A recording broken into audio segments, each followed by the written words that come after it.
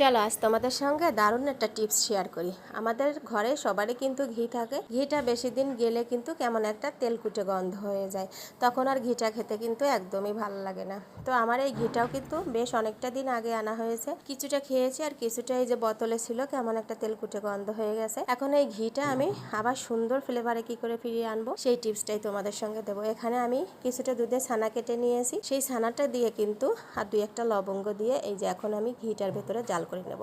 এই ছানাটা যখন পুড়ে একদম লাল হয়ে যাবে, এটা থেকে কিন্তু সুন্দর একটা ফ্লেভার বের হবে, আর সেই ফ্লেভারটার জন্যই ঘিটা আবার সুন্দর ফ্লেভার হয়ে যাবে।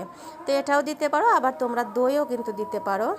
দইটা ব্যবহার করলেও কিন্তু অনেকটা সুন্দর হয়। তো বাসায় দই না থাকলে এভাবে দুধে ছানা কেটে নিতে পারো, সেই ছানাটা ঘিয়ের মধ্যে এভাবে জাল করে নিতে হবে লাল লাল করে, তাহলে কিন্তু ঘিটা আবার আগের ফ্লেভারে ফিরে আসবে।